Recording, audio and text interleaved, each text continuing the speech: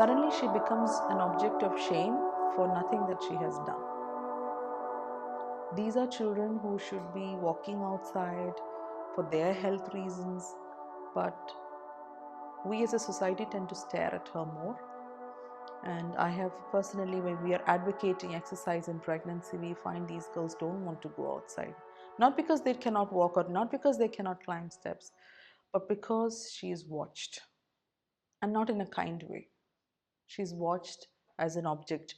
None of us in a society, as a mother or a sister, as a friend, will go up to her and say, you know what, you're going to do this fine.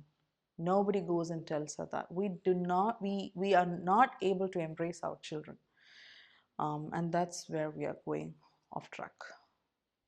So previously, if a girl was, if there was a minor and she was pregnant, she would go to the government hospital. She'd have to wait in a crowded waiting room with a lot of people looking, staring, talking.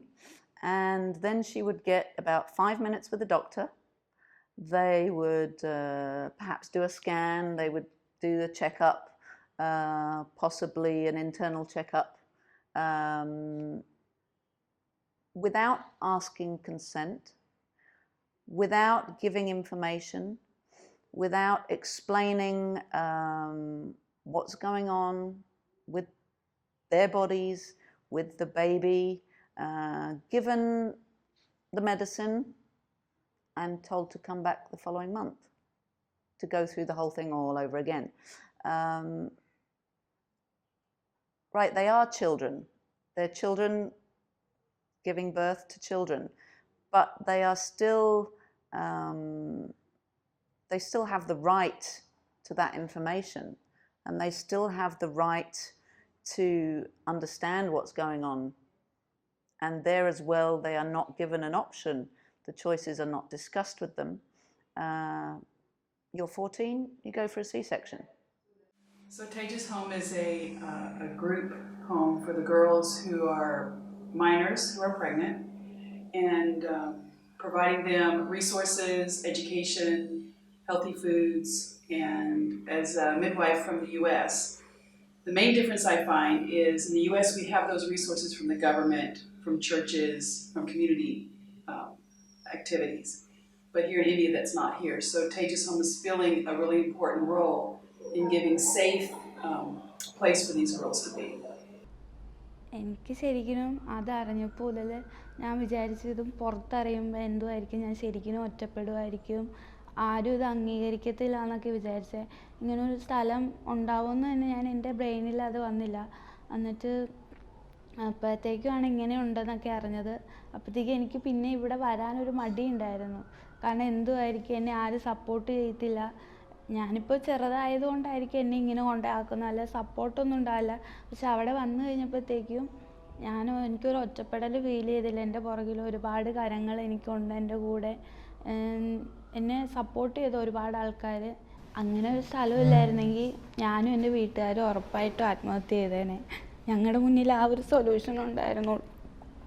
When a woman is undergoing issues with physical, emotional, nutritional, you put all these components, you need to have care which is comprehensive, where you can spend time with these girls.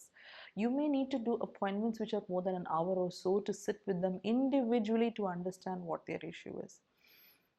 And maybe that's not possible in a medical system that gives only 5 minutes to each person, because you are not going to know anything about these children. As soon as they come into Tejus Home, we give them a few days just to get used to the space. No questions asked. And then slowly we start to find out a little bit more about their situation. They get a checkup with the midwives. We come to understand at what stage of pregnancy they're in. And then just over the months of their pregnancy, they're seen on a regular basis by the midwives. They're given exercises to do. Their nutrition is followed. to make them as healthy as possible physically as well as the baby. They're getting counselling from a psychologist. They are getting arts-based therapy. We're basically taking care of them as though we would our own children. They're coming into a space that's where they can breathe again. For them, what they see of the midwives at Birth Village are women who care about them and who give them information, who respect them, who are kind, and that's who they want to give birth with. And from what I've seen, the girls who are able to deliver naturally, we are finally giving them their bodies back. Here the girls get to take control over their body again.